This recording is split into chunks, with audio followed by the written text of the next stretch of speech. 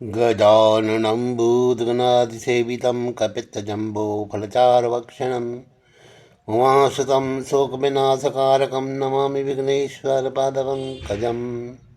श्री गणपति गणेश जी को नमस्कार है। श्री गणेश जी के चरणों में मेरा नमस्कार है, जिनकी कृपा से सब विघ्न बाधाएं शांत हो जाती हैं और इस सृष्टि को पालन करने वाले भगवान विष्णु जी को भी बारंबार नमस्कार है, जिन्होंने इस पृथ्वी के भार को उतारने के लिए मथुरा नगरी में वसुदेव के घर और वसुदेवकी के गर्भ से सगुण शरीर जन्म लिया और जरासंध कंस जैसे अधर्मी राजाओं को मार करके इस सृष्टि के लिए सुखदायी जीवन पैदा किया और अपने भक्तों के दर्शन दे करके कृतार्थ किया, और जिससे कि वे अंत समय में मोक्ष को जा कर के प्राप्त कर सकें। तो अब आप श्रीमद् महाभागवत पुराण के 5वां स्कंद के चौथे अध्याय की कथा मन लगाकर पूर्ण रूप से सुने। तो राजा नाभि का स्त्री के सहित वन में जाकर तपस्या करना, ऋषभ देव जी का गद्दी पे बैठना। तो सुखदेव जी बोले, हे राजन, आदि पुरुष भगवान ने राजा नाभि के यहाँ जन्म लिया और राजा ने उन्हें परमेश्वर का अवतार समझ के बड़े खुशी से, हर्ष से ब्राह्मणों याचकों को इतना दान व दक्षिणा दिया कि उसके राज्य में कोई मनुष्य कंगाल ना रह गया। राजा और रानी ऋषभ देव जी की बाल लीला का सुख देखकर अपना जन्म सफल जान गए। प्रसन्नता से कपड़ों में नहीं समाते थे। जब ऋषभ देव जी सियाने होकर राजगद्दी पर बैठने योग्य हुए, तब राजा ने अपने मंत्री और प्रजा को उनसे प्रसन्न देखकर विचारा कि अब इनको राजगद्दी पे बिठा के मुझे परमेश्वर का भजन करना चाहिए। ये विचार करके राजा ने ज्योतिषियों से शुभ मुहूर्त पूछ करके ऋषभ देव जी को राज सिंहासन पर बैठा दिया और आप स्त्री समेत बद्री केदार नाथ में जाकर के परमेश्वर का तप व ध्यान करने लगे। तो कुछ दिनों के बाद योगाभ्यास से अपने शरीर को छोड़कर भवसागर से पार उतर गए। ऋषभ देव जी ने धर्म के साथ प्रजा का पालन करके ऐसा राज्य किया कि उसके राज्य में बाघ और बकरी एक घाट में पानी पीते थे। कोई प्रजा दुखी व कंगाल ना थी। देवता उनकी स्तुति देवलोक में किया करते थे। जब राजा इंद्र ने सब छोटे व बड़ों के मुंह से उनका यश व प्रताप सुना, तो ईर्ष्या से उनके राज्य भरतखंड में पानी नहीं बरसाया। तो जब ऋषभ देव जी को ये मालूम हुआ, तब उन्होंने इंद्र के अज्ञान पे हंसकर अपने योग बल से ऐसा कर दिया कि उनके राज्य में जिस समय प्रजा लोग पानी चाहते थे, उसी समय नारायण जी की कृपा से जल बरसता था। जब इंद्र ने ऋषभ देव जी की ये महिमा प्रताप देखा, तब उन्हें परमेश्वर का अवतार जानकर अपना अपराध क्षमा कराने के लिए जयंती नाम की अपनी कन्या उनको विवाह दी। ऋषभ देव जी के उसी स्त्री से 100 पुत्र पैदा हुए। उनमें 9 बालक विरक्त हो गए। वे वन में जाकर परमेश्वर का तप तपस्या ध्यान करने लगे। उन्हीं को नव योगीश्वर कहते हैं। उन्होंने राजा जनक को ज्ञान का उपदेश दिया था। वे कथा 11वें स्कंद में आवेगी। नव बालक नवखंड के राजा हुए। भरत नाम का उनका बड़ा बेटा अपने पिता की राजगद्दी पर बैठा और 81 बेटे ब्राह्मणों के समान वेद पढ़ने और तप करने लगे। एक समय ऋषभ देव जी ने सब प्रजा को यज्ञ में बिठा के अपने पुत्रों को ये ज्ञान उपदेश किया कि हे बेटो, संसार में जितने जीव जड़ वे चैतन्य देखते हो, एक दिन सबका नाश होगा। केवल अविनाशी पुरुष नारायण जी स्थिर रहेंगे। उन्हीं की शक्ति शरीर से रहने से सब जीव चलते फिरते हैं। तुम लोग उसी परमेश्वर का ध्यान हृदय में रख के संसारी जीवों से मोह तोड़कर ज्ञानी व महात्मा लोगों का सत्संग करो, जिसमें तुम्हारी मुक्ति होवे। कुसंग करने से मनुष्य तुरंत नष्ट हो जाता है। जब तक संसारी सुख को स्वप्न के समान झूठा नहीं समझता, तब तक उसे सुख मिलना कठिन है। जगत में धन और स्त्री दो रस्सी माया रूपी ऐसी फैली हैं जिसमें सारा जगत बंध कर नष्ट होता है। जो मनुष्य इन दोनों से अलग रहे वे इस माया जाल से छूट सकता है। पर इन दोनों से बचना और संसारी मोह छोड़कर परमेश्वर में मन लगाना सहज नहीं होता।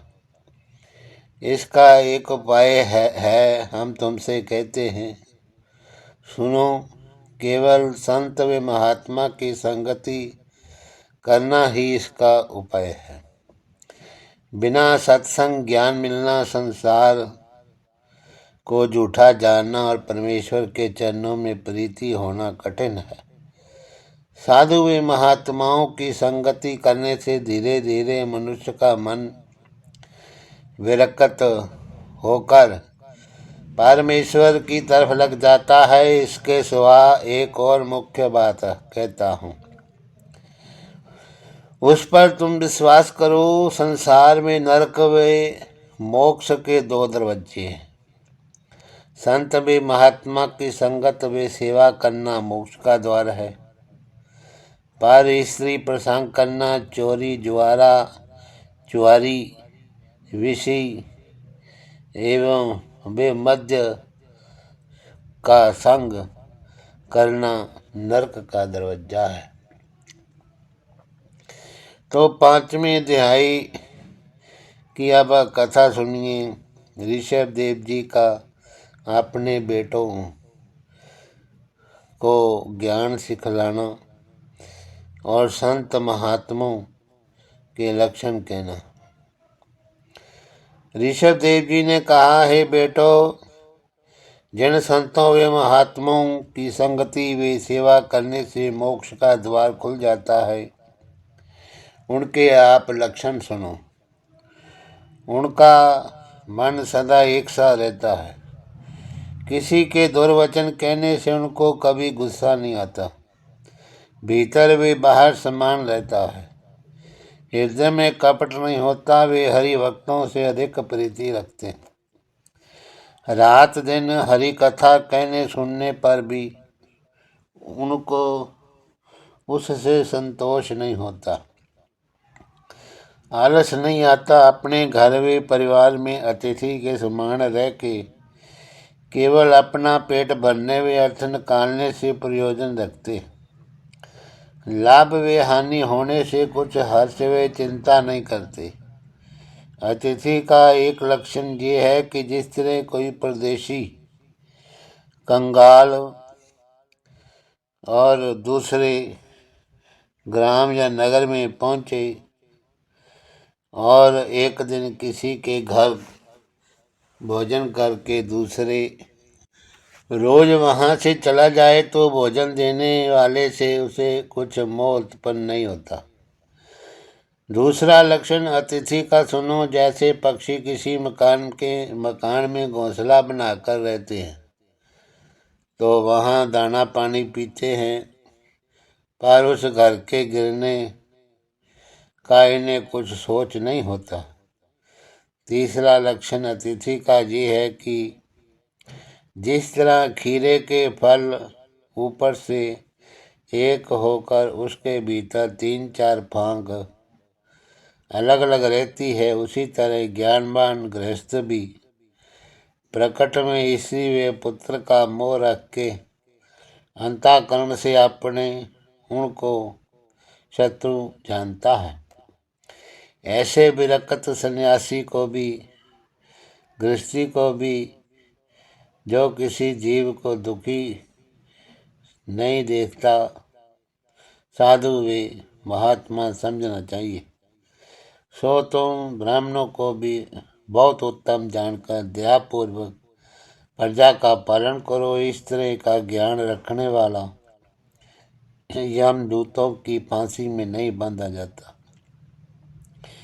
ऋषभदेव ने अपने बेटों को ये उपदेश देकर कुछ दिनों के बाद विचारा कि अंत समय ये राज्य व परिवार मेरे साथ ना जाएगा, सब मेरा संग छोड़ देंगे, इसलिए पहले से इनका साथ छोड़ देना अच्छा है।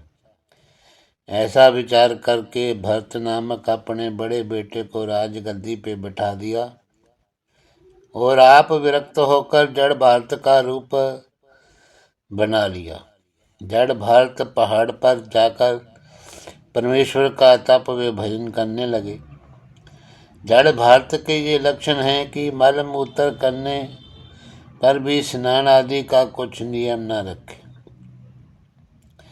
भोजन में इस वस्त्र का उद्योग छोड़ दे, कदाचित कोई भोजन खिला दे तो खा ले, नहीं तो निश्चिंत बैठा रहे, अपने कपड़े तक की शुद्धि न रखे। सो ऋषभ देव जी के ने स्नान व पूजा आदि सब छोड़ दिया। उस पर भी उनका रूप देखकर देव कन्याएं मोहित हो जाती थी। 40 कोस तक उनके मल मूत्र की सुगंधी पहुंचती थी।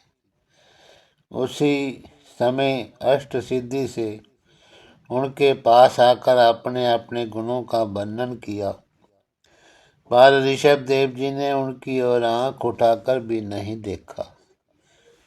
तो छठे अध्याय की आप कथा सुनिए। ऋषभ देव जी का चलन देखकर सर्वांगी धर्म का प्रकट करना। राजा परीक्षित इतने कथा सुनकर बोले कि हे मुनिनाथ, ऋषभ देव जी जो नारायण जी का अवतार थे, 8 सिद्धियों का मन अपनी ओर खींचकर उन्हें विरक्त क्यों नहीं कर दिया।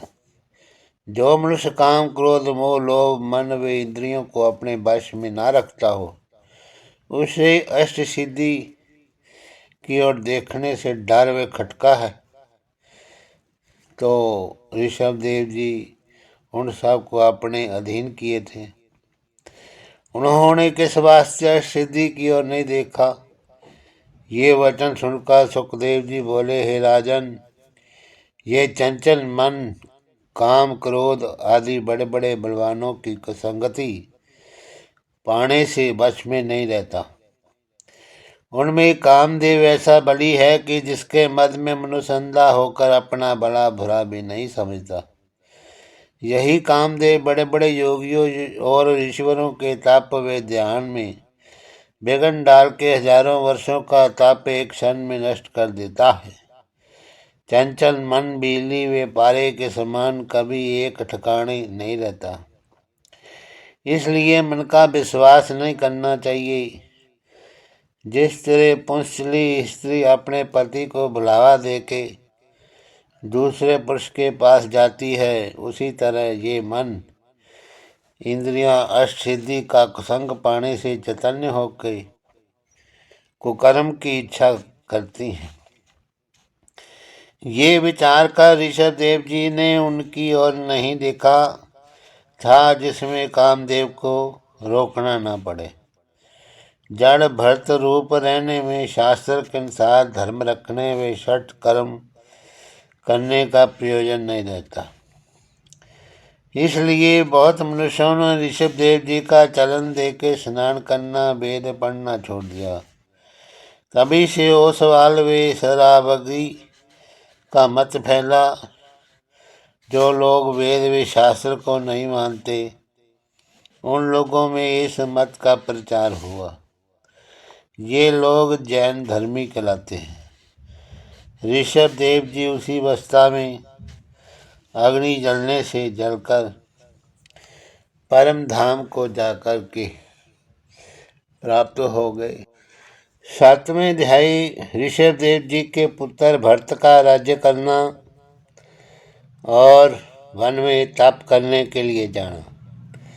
सुखदेव जी ने कहा, हे परीक्षित, ऋषभ देव जी का भरत नामक बड़ा बेटा जो उनकी जगह राजा हुआ, उसने धर्म पूर्वक राज्य करके प्रजा को पुत्र समान जाना।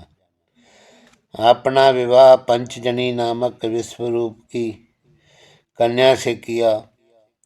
इसी से धूम्रकेतु आदि 5 पुत्र बहुत सुंदर व प्रतापी पैदा हुए। जब राजा ने बहुत से यज्ञ करके उनका फल परमेश्वर को अर्पण कर दिया, तब उन्हें ईश्वर की चतुर्भुजी मूर्ति का दर्शन ध्यान में होने लगा। इसी तरह 10,000 वर्ष राज्य व सुख भोग कर संसारी व्यवहार को झूठा समझकर विरक्त होकर राजगद्दी बेटों को सौंप दी और आप वन में पुलहाश्रम नदी के किनारे, जहाँ पर नारायण जी सालग्राम रूप में रहते हैं, बैठकर भगवत भजन करने लगे। वे पत्तों की कुटी में कंद मूल खाकर जैसा आनंद करते थे, वैसा सुख उन्हें राजगद्दी में नहीं मिलता था। वेद की आज्ञा अनुसार ब्राह्मण क्षत्रिय को नित्य शालग्राम जी की पूजा करना उचित है। एक दिन राजा भरत मध्याह्न समय नदी के किनारे बैठे हुए सूर्य देव का ध्यान कर रहे थे। उसी समय एक गर्भवती हिरनी अपने गोल से फूटकर जैसे वहाँ पानी पीने लगी, वैसे ही एक बाघ बोला। उसकी बोली सुनते ही हिरनी भागी तो नदी का सेतु लांघते समय पेट से बच्चा गिर पड़ा। वे बच्चा तो जीता बच गया, पर हिरनी उस जगह मर गई। तो राजा भरत ने ये दशा देखकर विचार किया कि इस बच्चे को यहाँ पड़े रहने से कोई जानवर खा लेगा या मारे भूख व प्यास से ये मर जाएगा तो मुझे पाप होगा। परमेश्वर ने इसका बोझ मेरे ऊपर डाल दिया है, इसलिए इसकी रक्षा करनी चाहिए। ऐसा विचार करके राजा ने उस बच्चे को उठा लिया और पानी से धोकर अपनी कुटी में ले आए और गऊ का दूध पिलाकर उसे पालने लगे। तो 8वें अध्याय में इस बच्चे को का खो जाना और राजा भरत जी का उसी शोक में अपने शरीर का त्याग करना। तो सुखदेव जी ने कहा, हे राजा, जब उस बच्चे को पालने से अधिक मोह हुआ, तब भरत जी अपनी हाथ से हरी घास छीलकर उसको खिलाने अपने पास सुलाने लगे। जब दिशा फिरने वे स्नान करने के लिए कहीं बाहर जाते, तब उसे अपने साथ रखते। पूजा वे तप करते समय भी उसको अपने पास बिठाए रखते थे। भरत जी ने इतनी प्रीति उस बच्चे से बढ़ाई कि उनके जप व ध्यान में बाधा होने लगी। जब वह बच्चा कहीं चला जाता था तब उसके लिए बहुत उदास होते थे। अनायास एक दिन वे बच्चा छूटकर वन में चला गया और अपने गोल में मिल जाने से फिर लौटकर कुटी में नहीं आया। जब राजा भरत ने बहुत ढूंढने पर भी उसे ना पाया तब बड़े सोच से कहने लगे, मुझसे बड़ी चूक हुई, अकेला छोड़ देने से वे भाग गया। मैं ऐसा जानता कि वे वहाँ चला जाएगा तो उसे अकेला ना छोड़ता। परमेश्वर मुझ पर दया करके मेरा भाग्य उदय करे। वे बच्चा मेरे पास चला आवे। वे डांटने से मुनीश्वरों के बालकों के समान डरता था। पृथ्वी, तू उसे अकेला लेकर उठा ले गई है, सो मेरे बच्चे को बतला दे। जब इसी तरह शोक वे विलाप करते रात होगी तब राजा ने कहा, चंद्रमा, तुम उस बच्चे को अवश्य देखते होगे। जहाँ मेरा बच्चा हो तब तुम कृपा करके उसको बतला दो जिसमें वे मिल जावे, नहीं तो मेरे प्राण निकलने चाहते हैं। जैसा शोक अपने पुत्र के मरने का भी कोई नहीं करता, वैसी चिंता भरत जी ने बच्चे के लिए की। उसी दिन स्नान, पूजा और भोजन सब कुछ नहीं किया और उसी शोक में मर गए। मरते समय उनका ध्यान उस बच्चे में लगा था, इसलिए वे अपने शरीर को छोड़ कर के हिरणी का जन्म पाया। हिरण का जन्म पाया तो नवा अध्याय भरत जी का हिरण का तनु त्याग कर एक ब्राह्मण के यहाँ जन्म लेना। सुखदेव जी ने कहा, हे राजा भरत जी हिरण का जन्म पाकर वन में रहने लगे, परंतु हरि भजन के प्रताप से वे अपने पूर्व जन्म का वृत्तांत जानते थे, इसलिए अपनी अज्ञानता समझकर मन में कहते थे कि मैंने हरिजनों का ध्यान छोड़कर जैसी प्रीति उस बच्चे से की वैसी अपनी स्त्री व पुत्र से कभी नहीं की थी। उसके मोह में फंसकर ऐसा नष्ट हुआ कि मनुष्य से हिरण का तनु पाया। भरत जी पिछली बात सोचकर किसी हिरणी आदि से प्रीति नहीं करते थे। कहते थे कि ना मालूम इनकी संगति करने से फिर मेरी क्या गति होगी। ये समझ करके वे किसी जीव को दुख नहीं देते थे, ना हरी घास खाते थे। जो फल व पत्ता सूखकर गिर पड़ता था उसे खाकर हिरण के तनु में भी परमात्मा का ध्यान और सिमरन करते थे। इतनी कथा सुनाकर सुखदेव जी बोले, हे राजा, मृत्यु से मनुष्य को प्रति क्षण डरना चाहिए। ना जाने किस समय मृत्यु आ जावे। एक हिरण के बच्चे से मोह करने में ऐसी महात्मा की ये गति हुई, फिर दूसरों की क्या गिनती। जो कोई परमेश्वर का ध्यान छोड़कर माया रूपी जाल में फंसेगा उसकी ऐसी ही गति होगी। भरत उस तनु में दिन रात इसी बात का सोच करते थे कि जल्दी मेरा शरीर छूटे तो मनुष्य का तन पाके परमात्मा का भजन करूं। एक रोज नदी पार उतर रहे थे। वे रूखे पत्ते खाने से निर्बल तो थे ही, इसलिए लांघते समय पुलहाश्रम नदी में गिर पड़े और डूबकर मर गए। फिर अथर्वण वेद पढ़ने वाले एक ब्राह्मण के पुत्र हुए, उनका नाम भरत रखा गया।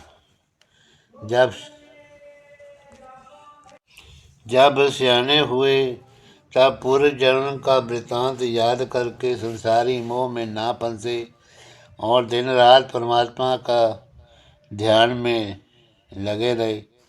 अपने पिता के डांटने पर भी पढ़ने में भी जी नहीं लगाया। उस ब्राह्मण ने अंत समय में दूसरे बेटे से कहा, है पुत्रों, मैंने बहुत चाहा कि तुम्हारा भाई भरत कुछ पढ़े, पर उसने मन नहीं लगाया, इस कारण मूर्ख रहा। तुम लोग मेरे अंत समय की बात मानकर ऐसा उद्योग करना कि जिसमें वे पढ़कर चतुर हो जाए।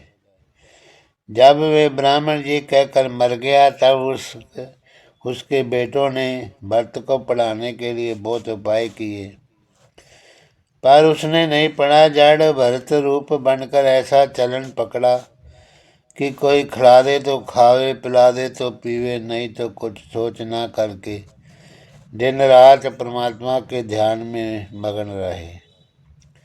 भरत के भाइयों ने ये हाल देखकर उसे अपना मन मोटा कर लिया, पर भोजन उसको दे दिया करते थे। जब उन्होंने देखा कि ये घर गृहस्थी का कोई काम नहीं करता, फजूल का खाता है, तब उसे अपना खेत गोरने के लिए बिठाकर कहा कि तुम देखा करो जिसमें इस खेत का अनाज कोई ना ले जावे, पशु पक्षी भी नहीं खाने पावे। जड़ भारत ने उसको कुछ रखवारी ना की, वहाँ आनंद पूर्वक बैठकर परमात्मा का स्मरण ध्यान करने लगे।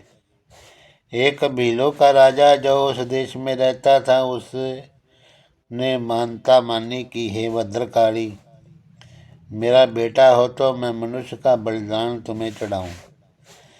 तो जब भद्रकाली की कृपा से उसके पुत्र हुआ, तब उसने एक बालक का बलिदान देने के लिए मोल लेकर उसका पालन किया, किंतु वे बालक अपने बलिदान दिए जाने का हाल सुनकर भाग गया। तब राजा अपने नौकरों से बोला कि कुछ रुपया देकर एक मनुष्य बलिदान देने के लिए ढूंढ लाओ। वे लोग खोजते हुए रात्रि के समय उस खेत पे आ पहुंचे। उन्होंने वहां जड़ भरत को हृष्टपुष्ट देकर बलिदान देने के लिए पकड़ लिया। गले में रस्सी बांधकर राजा के मंदिर ने ले गए। वहाँ वे राजा जड़ भरत को देखकर बड़े हर्ष से बोला कि तुम ऐसा अच्छा मनुष्य बलिदान देने के लिए लाए हो कि जो अपने मरने का कुछ डर नहीं रखता, आनंद मूर्ति दिखलाई देता है। भद्रकाली इसका बलिदान लेकर बहुत प्रसन्न होगी। राजा के पुत्र पुरोहित वे ब्राह्मण महामूर्ख थे, वेद वे शास्त्र का हाल नहीं जानते थे कि मनुष्य का बलिदान देना चाहिए या नहीं। इस बात का विचार ना करके जड़ भारत का शौर कराकर वे उल्टन लगाकर स्नान कराया और बलिदान देने के लिए उसको नया कपड़ा गहना पहनाया। इधर वे चंदन शरीर में मल के बहुत अच्छा भोजन कराया। उस समय जड़ भारत ने प्रसन्न होकर मन में कहा कि जब से मेरे माता पिता मरे हैं, तब से मुझे किसी ने ऐसा पदार्थ नहीं खिलाया। आज बहुत अच्छे व्यंजन ये लोग प्रीति से खिलाते हैं। जब भोजन कराने के लिए प्रांत जड़ भारत के गले में उत्तम फूलों का हार पहना के भद्रकाली के सामने खड़े किया, तब ब्राह्मणों ने राजा के हाथ में नंगी तलवार देकर कहा, मारो। जैसे राजा ने खड्ग मारने के लिए हाथ उठाया, वैसे ही जड़ भारत ने ये विचार कर अपना सिर उसके आगे झुका दिया कि पूरी वे मिठाई खाते समय मैं अपना मुंह फैलाया था, अब तलवार खाने के समय गर्दन सामने से हटाना उचित नहीं है। भद्रकाली ने उसको सिर झुकाते देखकर विचारा कि ये सब ब्राह्मण ऐसा ज्ञान नहीं रखते कि राजा को बलिदान देने से मना करें और इस हरि भगत ब्राह्मण को दुख ना दे। यदि मैं इसकी रक्षा नहीं करती तो मुझे पाप होगा, क्योंकि कोई मनुष्य अपने सामने किसी को बिना अपराध दुख देवे तो उसकी रक्षा करनी चाहिए, नहीं तो देखने वाले को पाप लगता है। ऐसा विचार करके भद्रकाली ने बड़ा क्रोध किया। खड्ग व खप्पर हाथ में लिए चिल्लाकर ऐसा डपटा कि ये सब सुनते ही राजा अपने पुरोहित समेत बहरा होके बेहोश हो गया और तलवार गिर पड़ी। भद्रकाली ने उसी खड्ग से राजा और पुरोहित का सिर काट लिया। दोनों का सिर गेंद के समान उछालकर इस इच्छा से नाचने लगी कि जिसमें जड़ भारत प्रसन्न होकर मुझे कृपा व दृष्टि से देखे तो मेरा भला हो, इनके दुखी होने से मेरा कल्याण न होगा। जब भद्रकाली ने नृत्य करने पर भी वे उसी तरह माथा झुकाए खड़े रहे, तब भद्रकाली ने स्तुति करके उनसे कहा, हे ब्रह्मदेव, आप कृपा करके मेरा अपराध क्षमा करें, क्योंकि जब किसी का भक्त व सेवक दूसरे का अपराध करता है तो उसके मालिक का नाम धरा जाता है। सो आप ऐसा विचार कर ना करें कि ये राजा भद्रकाली का भगत था। ये तो मेरा बड़ा शत्रु है, जिसने आप जैसे महात्मा को दुख देना चाहा और राजा और धन के मध्य में अंधा होकर तुम्हें नहीं पहचाना।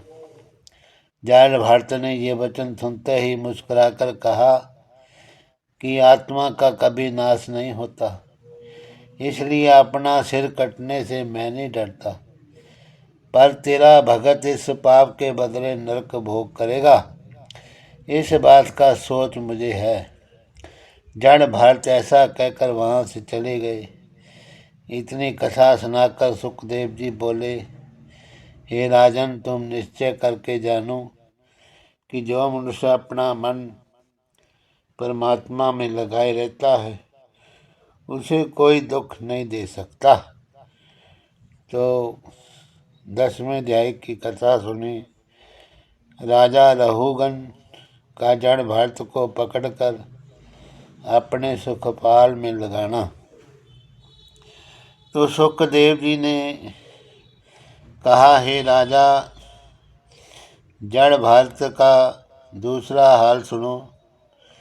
एक दिन भी राजा रहुगन सिंधु सुबीर नाम अपने नगर से शिविका पर चढ़कर कपिल देव मुनि के पास ज्ञान सीखने जाता था, तो रास्ते में सवारी का एक कहार मादा हो गया।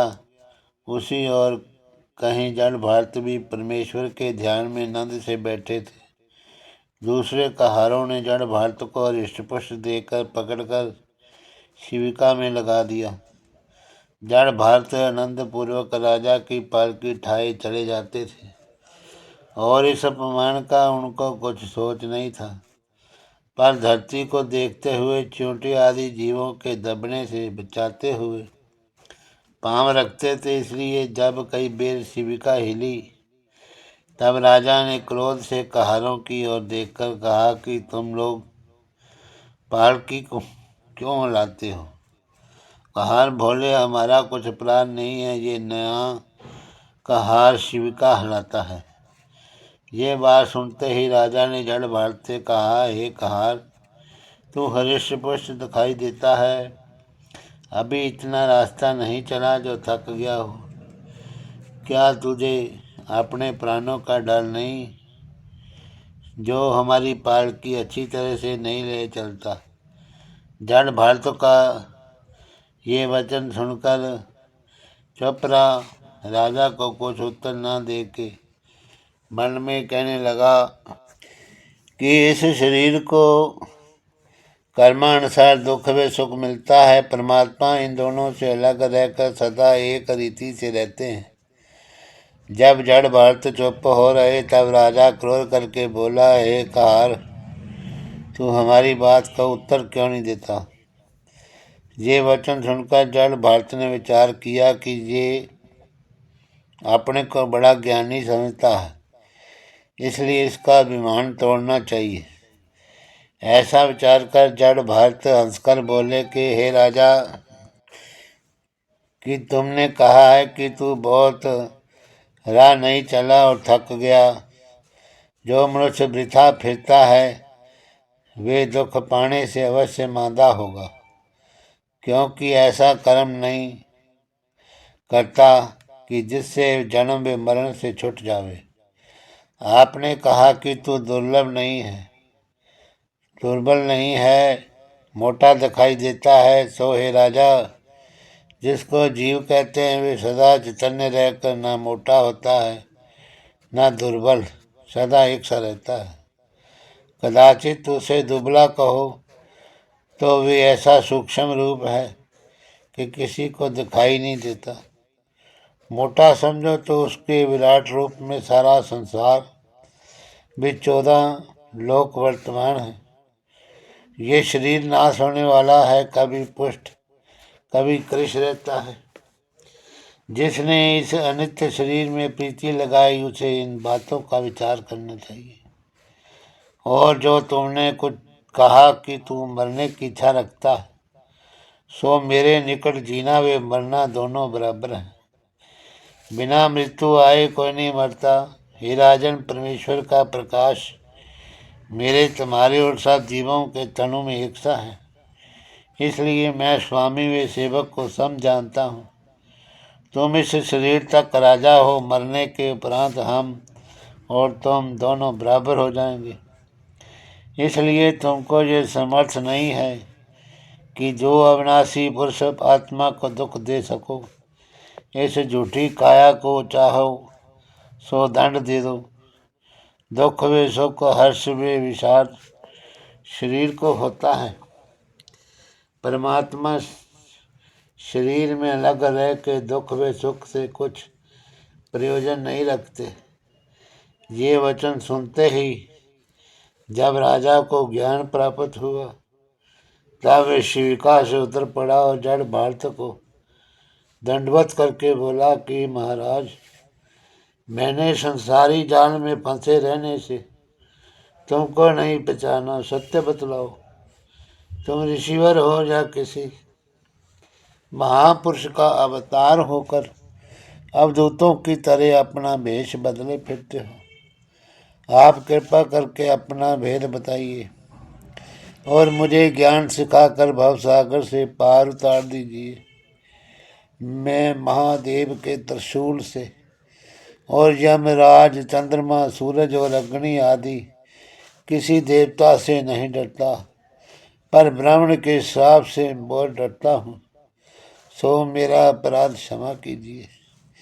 ये बात सुनकर जड़ भारत ने कहा, हे राजा, ये जीव अपनी करनी से कभी देवता होता है, कभी मनुष्य शरीर में राजा होता है, कभी ये भिखारी होता है। ये गति इस शरीर की समझ के परमात्मा को जिसे जीव कहते हैं उन सब से अलग जानना चाहिए।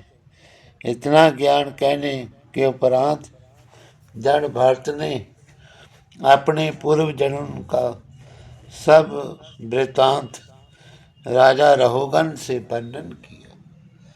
हरि ओम तत्सत। नमो नमः।